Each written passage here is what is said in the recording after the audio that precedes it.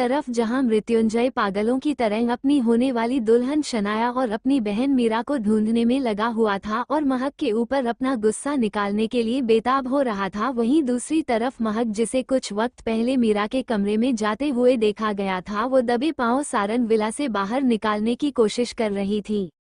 मुझे जल्द से जल्द यहाँ से बाहर निकलना होगा, इससे पहले कि मैं किसी की नज़र में आ जाऊं और यहाँ बहुत बड़ा तमाशा खड़ा हो जाए। मुझे यहाँ से जाना होगा। वैसे भी जिस काम के लिए मैं यहाँ आई थी वो तो हो चुका है। मुझे नहीं लगता अब यहाँ मेरे रुकने का कोई भी मतलब है। महक दबे पांव एग्जिट गेट की तरफ आगे बढ़ रही थी। वो सबकी नज़रों से छुपते छुपाते यहाँ वहाँ देखकर आगे बढ़ रही थी। तभी अचानक उसके सामने 2 बॉडीगार्ड आकर खड़े हो गए। उन दोनों बॉडीगार्ड को अपने सामने अचानक देख महक घबरा गई और 2 कदम पीछे चली गई।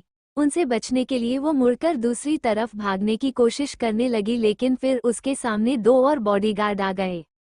उन बॉडीगार्ड्स के साथ वहां पर राघव भी आ गया। उनमें से एक बॉडीगार्ड ने मौका पाते ही महक के सर पर काले रंग का कपड़ा डाल दिया और वो लोग महक को जबरदस्ती उठाकर वहां से ले गए। दूसरी तरफ शादी की सारी तैयारियां हो चुकी थी। पंडित जी ने शादी की विधियां शुरू करने के लिए दोनों दुल्हनों को शादी के मंडप में बुलावा भेज दिया था। जब कुछ लड़कियां शनाया और मीरा को लेने के लिए ऊपर आई, तब मृत्युंजय को वहां पाकर सब डर के मारे वही खड़ी हो गई। मृत्युंजय का ऑरा ही कुछ ऐसा था, कोई भी उसके सामने बोलने की हिम्मत नहीं रखता था। न ही मृत्युंजय के परिवार वाले, न ही उसके माँ बाप खुद कभी मृत्युंजय के खिलाफ आवाज उठाते थे। उन सभी लड़कियों को वहां देख मृत्युंजय ने उन्हें एक नज़र देखा। उनमें से एक लड़की ने आगे आकर कहा, वो दुल्हनों को नीचे मंडप में बुलाया है। मृत्युंजय ने अपने फेस पर ऐसे एक्सप्रेशन दिखाए जैसे कुछ हुआ ही नहीं था। उसने बड़े ही आराम से उन लड़कियों से कहा, मीरा की तबीयत अचानक खराब हो गई है, इसलिए आज मीरा की शादी नहीं हो पाएगी। कुछ देर में मैं शनाया को लेकर आ जाऊंगा, तुम लोग जा सकते हो। मृत्युंजय से जवाब मिलने के बाद वो लड़कियां एक पल भी वहां नहीं रुकी और चुपचाप वहां से नीचे आ गई। उनके जाते ही मृत्युंजय का फोन बजा। फोन की स्क्रीन पर राघव का नाम देख वो मुस्कुराने लगा। मृत्युंजय ने फोन उठाया तो दूसरी तरफ से राघव ने उसे कुछ कहा। मृत्युंजय ने जवाब में कहा, ठीक है, मैं पहुंच रहा हूं। फोन काटकर मृत्युंजय लंबे तेज कदमों से वहां से निकल गया। कुछ देर में मृत्युंजय अपने घर के तहखाना में बने स्टोर रूम में पहुंच गया, जहां महक को जबरदस्ती एक कुर्सी पर बिठाया गया था और उसके चेहरे पर काले रंग का कपड़ा बांध दिया गया था। मृत्युंजय जाकर महक के सामने वाली कुर्सी पर बैठ गया। उसने खींचकर वो कपड़ा महक के चेहरे से हटा दिया। महक के बाल खराब हो चुके थे, उसके कपड़े भी यहाँ वहाँ से काफी बिगड़ चुके थे। ऐसे में अचानक से कपड़ा खींचे जाने पर महक बहुत ज्यादा डर गई।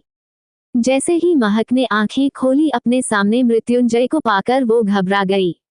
उसके शरीर के अंदर तक मानो बिजली के करंट लग रहे हो। उसके माथे से पसीना छूटने लगा। उसे इस हालत में देख मृत्युंजय ने मुस्कुरा कर कहा, तुम्हें क्या लगा था तुम्हारे जैसी 2 कौड़ी की मामूली लड़की मेरे घर आकर मेरी बहन और मेरी होने वाली दुल्हन को भगाएगी और मुझे पता भी नहीं चलेगा? तुम्हें क्या लगा था ये सब करके तुम अपने इरादों में कामयाब हो जाओगी?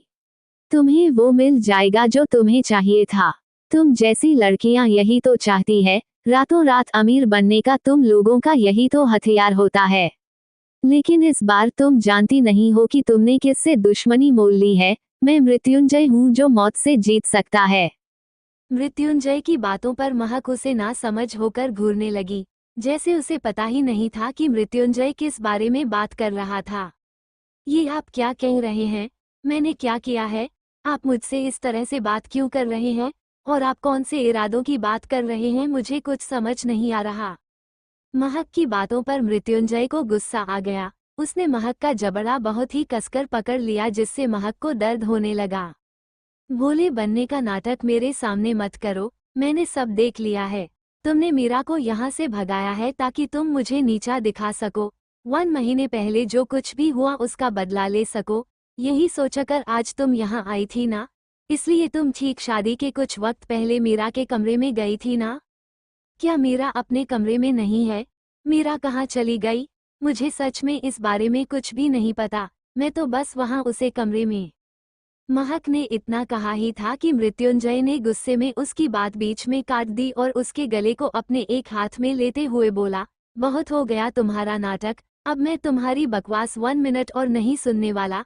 क्या हुआ क्या नहीं हुआ उससे अब मुझे कोई फर्क नहीं पड़ता। फिलहाल अगर मुझे कुछ चाहिए तो वो है अपने परिवार की इज्जत, जिसे मैं तुम जैसी मामूली लड़की के लिए नहीं गंवा सकता।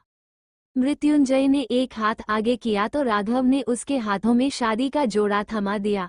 मृत्युंजय ने वो कपड़े महक के मुंह पर फेंकते हुए कहा, गलती तुमने की है तो सजा भी तुम्हें ही भुगतनी होगी। तुमने मीरा और शनाया दोनों को भगाया है तो अब इसकी भरपाई तुम्हें खुद मेरी दुल्हन बनके करनी होगी। 10 मिनट, तुम्हारे पास सिर्फ 10 मिनट है। इस दुल्हन के जोड़े को पहनकर तैयार हो जाओ और शादी के मंडप में पहुंच जाओ, वरना मैं वो करूंगा जो तुमने अपने बुरे से बुरे सपने में भी नहीं सोचा होगा। मृत्युंजय उठकर वहां से जा रहा था तभी महक ने फिर कहा, मैं आपसे शादी नहीं कर सकती। आप पागलों जैसी बातें क्यों कर रहे हैं? और मैं मीरा और आपकी होने वाली बीवी।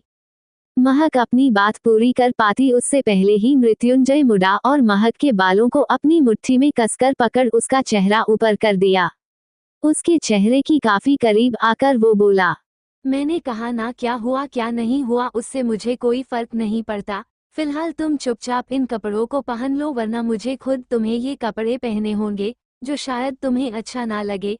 10 मिनट है तुम्हारे पास, अगर उससे 1 मिनट भी ऊपर हुआ तो याद रखना ये कपड़े मैं खुद तुम्हें पहनाऊंगा और उतारूंगा भी खुद ही।